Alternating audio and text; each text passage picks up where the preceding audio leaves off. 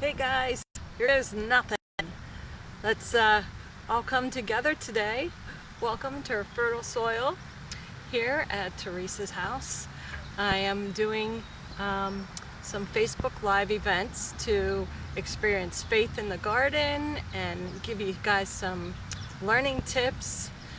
So I have heard that there's several folks out there who really haven't used herbs a whole lot. So I'm really happy that this is being an inspiration to some of you and give you some time to play with some things. So that's really kind of cool. I like that. We are going to be talking about thyme today. T-H-Y-M-E, thyme. It's so fun to hear the play on words when you use that word with different signs for herbs and so forth. But here we are. I love thyme. Thyme is very easy to grow in your garden. Like, I think most herbs are pretty easy to grow. So we have thyme here. And thyme, the botanical name for it is Thymus vulgaris. And it is in the Lamiaceae family, the same as mint. Many of what I've talked about have been in the mint family. The word thyme stems from a Greek word, thymon, which means incense or smoke. It was used a lot for that kind of thing. Thyme smells amazing. There are probably over 300 varieties of thyme. Thyme is a low-growing perennial. It's mostly perennial. In our area, in zones 5 to 9, it's very, very, very hardy. We are in 6A, just to kind of reiterate that. Thyme, I use a lot. It smells so good, and with the different varieties of thyme, you get different smells. This one here is an English thyme. Many of the thyme, I think all of them do, they flower. They have tiny little flowers on them. They're very pretty. Bees are attracted to thyme in your garden. As a matter of fact, those who produce honey, well, the bees produce the honey, but those who have bees to produce honey grow thyme near their hives. Makes a delicious honey for them when they collect the pollen. Lemon thyme happens to be one of my all-time favorites. The lemon flavor in that thyme is so good. It's very strong and pungent. I have this, it's mostly low growing and some creep along the grounds. This one here is a spicy orange thyme, which I haven't cooked with yet. I'm really excited about trying that. We have all these thymes the whole way back through this row. They look very similar, the different varieties of thyme, as far as the shape of your leaves go. They have variegated colors of thyme, which it's green and white mixed together, which is very, very pretty. They have a woolly thyme, which I have over here. It grows really, really low to the ground. It hugs the ground and it grows in between rocks. It's great for growing on a rock wall or on a pathway where you can step. It's okay to step all over it.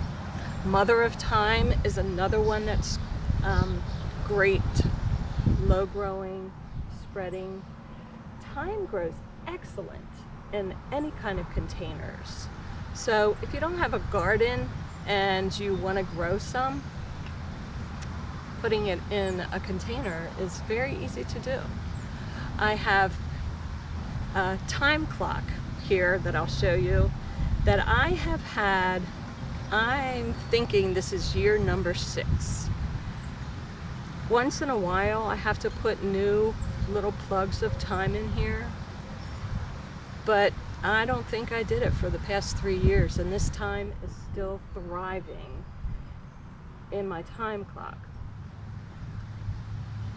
Your thyme plants do tend to get woody after a couple years. So if you're using them for cooking, they're the good old regular run-of-the-mill, I hate to say run-of-the-mill because it's so good, thyme.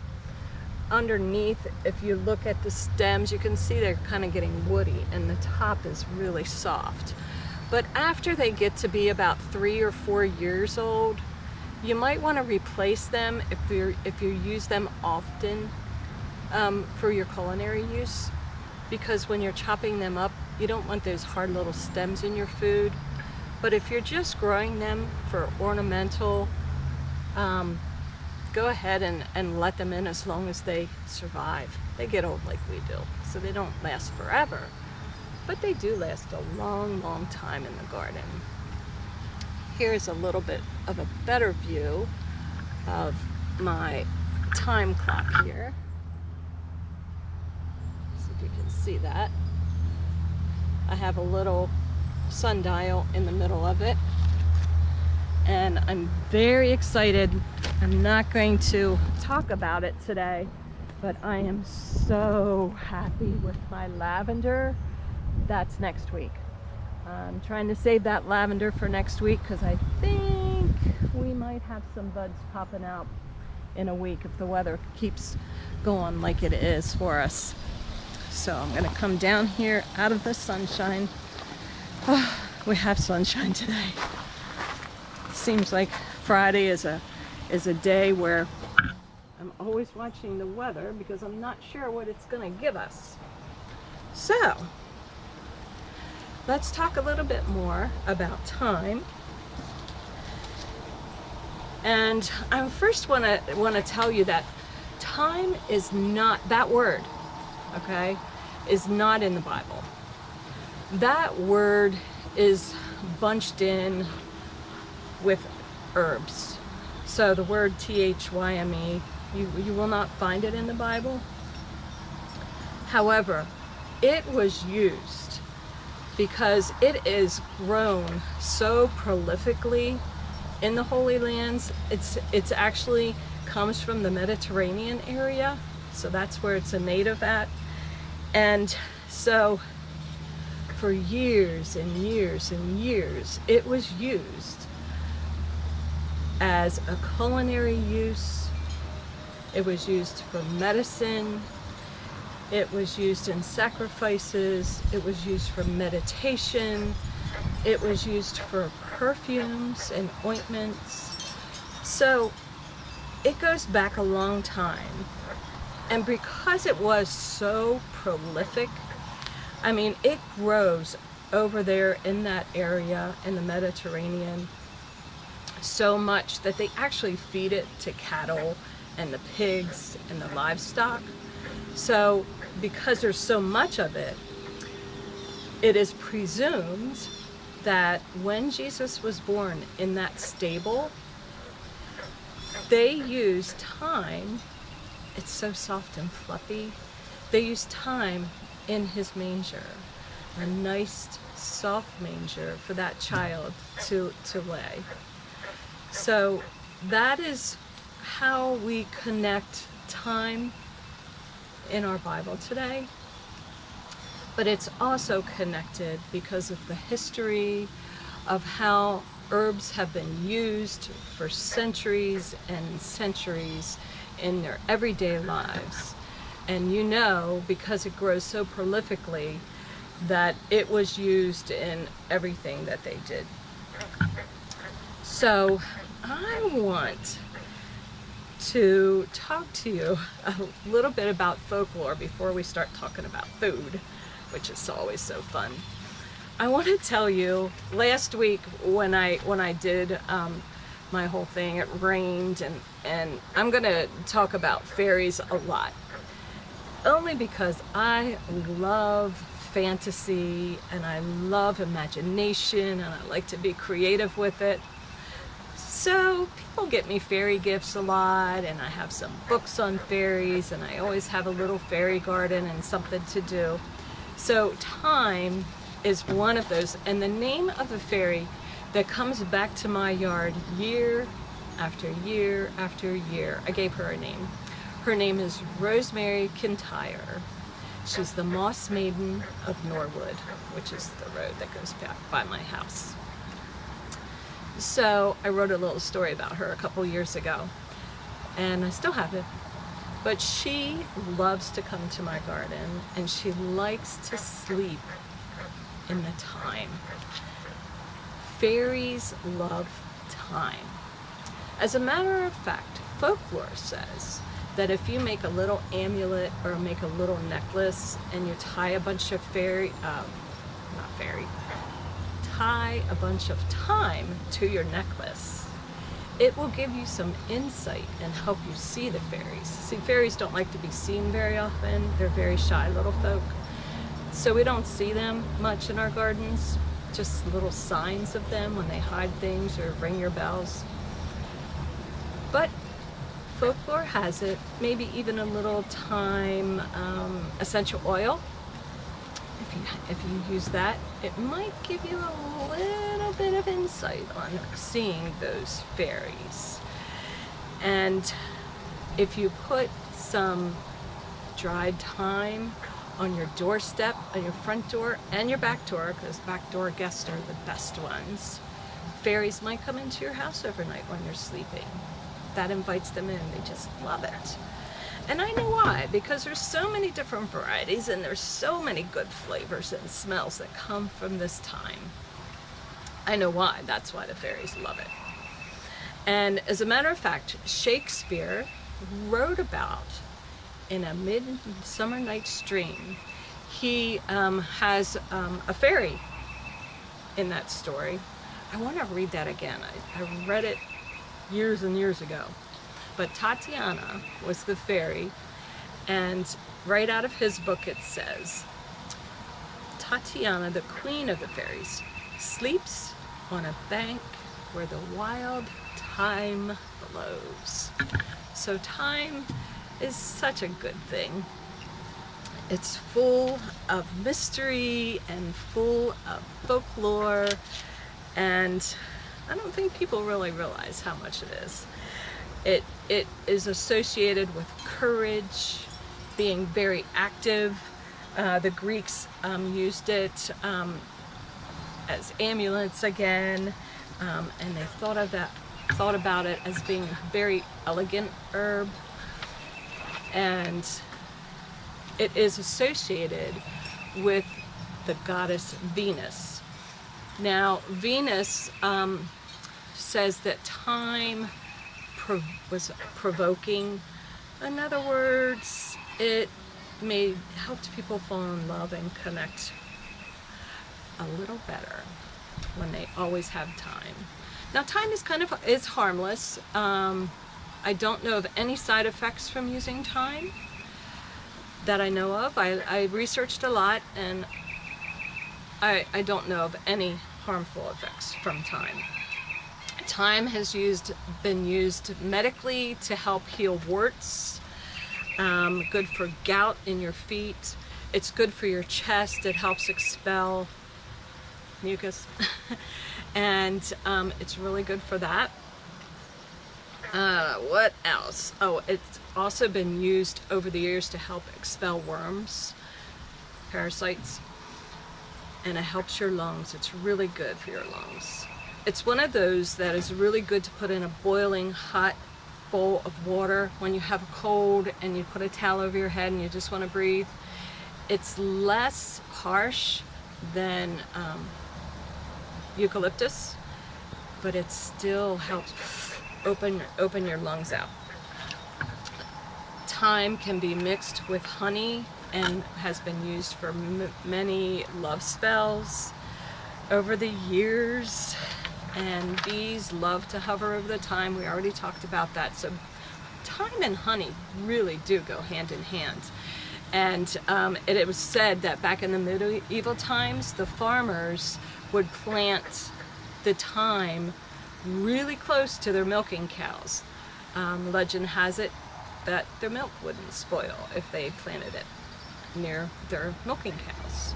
Now, it also has an unusual religious link in England that anyone who, souls of somebody who was killed, they plant and they have thyme flowers near their grave because it's a place of peace. And it's also been said to help prevent nightmares. So put a little bit under your child's pillow if they're having some nightmares. It won't hurt anything. Let's see here. It is very, very great aroma, and it has been used in embalming over the years. So let's see if I can get my little camera to come down a little further for us here. And today, early this morning, I was up and I made lemon thyme shortbread cookies. I love shortbread cookies for one. Love, love, love. These are so good. Lemon thyme, like I said earlier, that lemon flavor is so strong. So don't always be thinking of lemongrass or lemon verbena or lemon balm, which I haven't talked about any of those with you, but if you grow herbs, you know that they're very strong in lemon flavor. But lemon thyme, let me tell you, it's delicious. It's good with fish, anything that lemon goes well with. So if you know me, send me a text. I'll save you a cookie. You can come taste it. So, thyme is used a lot in cooking.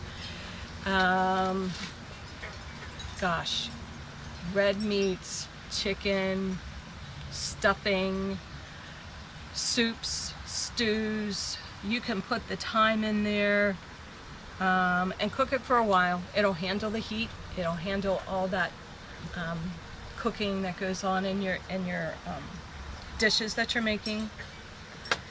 This is some dried thyme. One of the pain in the necks for me, the love-hate thing with thyme, is those teeny tiny leaves that are on there. So when I dry it on tissue paper or paper towel, because those little tiny leaves, when they fall off, they make a mess and they go everywhere.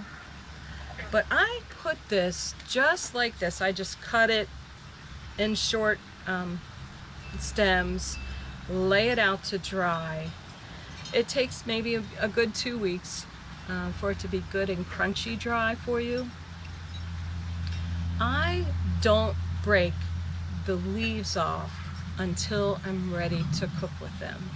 That's a pretty good rule of thumb for any herb that you might try. You might want to crunch it up so it fits in the jar. But what that does is it breaks up those essential oils that are in the leaves, and so they kind of dissipate a little bit. You want to keep all that flavor in those leaves as long as you can until you're ready to cook with them. It still tastes good if you break them up. McCormick does it, but I like to leave it whole, put it in my jar, and right before I'm gonna cook with it, I will get a paper plate. I will strip those dried leaves off and then throw them in and crunch them up to whatever I'm cooking.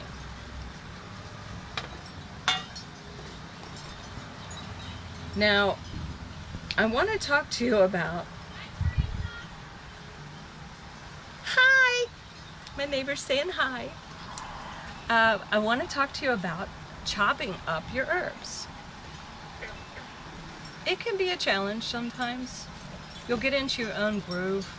Sometimes you'll go to the store and you'll see a new gadget and you'll want to buy it because you're going to be like, I want to find a new way to chop up my herbs. There really isn't the best way to do it, but it also depends on the size of the leaves that you're chopping up. So since we're talking about thyme, all fell off. Since we're talking about thyme, I do, when I use it a lot, sometimes I just pull it off the stem and don't even chop those little tiny leaves up. I just throw them in whatever I'm cooking because the leaves are nice and small. You don't really have to cut them up really small. But if you really want them ground up a little bit smaller pieces, which I did chop them up for in my cookies. My husband would freak out if he saw leaves in his cookies. But he ate them this morning and he said it tasted delicious, even if it does have herbs in. I love a microplane. It's kind of 3 pieces. It has sharp blades at the bottom, then this little piece that goes inside where you put your herbs in there. So I'm just going to put these in here for you. Usually I take them off of the stem if the stem is real woody, because you don't want these are really soft, and you can still eat the stems of your thyme when they're really soft. And I'm just gonna back and forth and back and forth, and you can see it's raining the thyme all over. This is great for small leaf things. It's well worth the investment, which I don't think they're very much. You can Google it and find them on Amazon or any kitchen store. But you can see what it did, that microplane. Then this little gadget has holes in it, and for the different size stems that you might have. Here is a piece of oregano that I pulled a while ago, so it's a little limp, so we'll see if it really works. But when you pull it through, it helps pop those leaves off of the stem. It works really good for more woody stems. You can see this one's like spaghetti, so it's not really firm. And then when you have these stripped off the stem, you can figure out if you want them whole, if you want them smaller. You can chop them up with a good old paring knife. Now, I'm doing this on my finger, but I usually do it on a chopping board. Then we have larger leaf herbs. This happens to be a piece of lovage. Lovage is amazing right now. It looks great in the garden, and it has very large leaves. My friend Angie loves lovage soup. Hi Angie, if you're watching. If you want to chop up your lovage leaves, you can do it on a cutting board. This is an amazing herb scissors. It's good for making salad too. They have bigger ones. You can see. Watch. I'm going to chop it, and it is cutting my leaf all up in 3, and it strips. I love using this for chopping up basil. When those basil leaves get nice and big, this is a great tool. And also, here's a small snipping. I'm sure you could use any scissors. I think these were labeled herb scissors. You can use any of them. Now this is another large leaf. It is some sage, and you can cut it into smaller strips, and sometimes I just roll them, fold them in half, and just start snipping. Parsley, easy. Of course, you have a little chopper.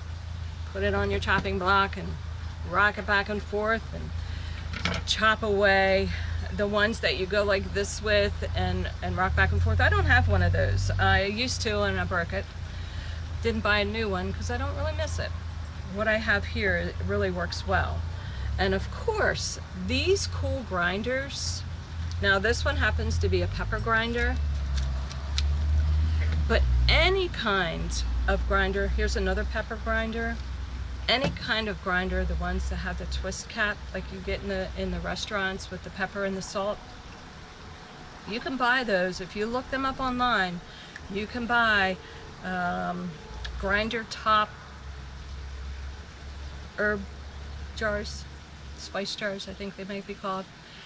And you can put any dried herb in them and use them. I have my oregano in mine. I forgot to bring it out to show you, but that's okay.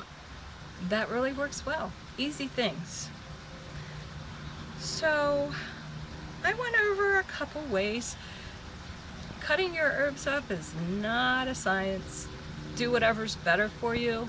And if you have some really cool things that helped you with chopping up your herbs, let me know. I'd love to get some ideas and have you share. Preserving herbs, I will talk about each time we're doing things, but I showed you about the drying of the thyme. Those are really shorter stems. I spread them out. I don't hang them up. You can dry them in your dehydrator, but you can also chop up fresh herb, thyme or whatever, put it in a ice cube tray, one of those old ones. You can get those at the dollar store. Chop up your herbs, put them in there, and put water in there. Freeze the herbs into a ice cube, or you can freeze them in olive oil. That is an excellent way to save basil, is in olive oil. It keeps it nice and it keeps it fresh. I want to see if there's anything that I missed about thyme. Well, of course there is, because it can go on and on and on. We could probably talk about it for an hour, but you would get bored with that. Let's see here. I did tell you about the manger and how baby Jesus laid on that. Medieval knights used to wear it. They would tuck it in their armor for courage. I forgot to tell you that. And I told you pretty much on how to grow it. Hopefully I didn't miss too much of anything. I do want to give a little shout out. This Sunday is Pentecost Sunday. Pentecost Sunday is technically the birthday of all churches of Christianity, and sharing the love of God and Jesus with everyone, and just spreading the word. And that is this Sunday. I have Pentecost kits that I'm going to deliver to the kids this afternoon and tomorrow morning, which includes some red balloons. I want people to put red on and show their support for Pentecost Sunday. And next week we are going to be talking about lavender. It'll be a good one. Hopefully some of that lavender will pop open for us. I do not have any thyme plants to share per se, but if you want some, let me know. It's very easy to start by propagating the stems. I showed you those woody stems underneath that thyme plant in the garden. Thyme was very low growing, and wherever those branches hit the ground, they usually grow roots, so that it's easily shared. So I will definitely snip some off for you and share it if you want any. I have woolly thyme, lemon thyme, spicy orange, English, mother of thyme, probably some more that I can't think about.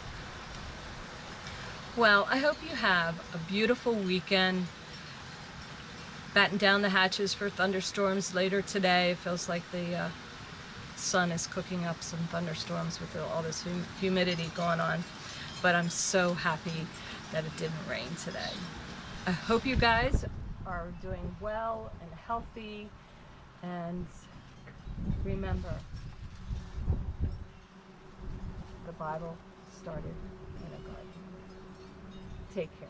Bye-bye.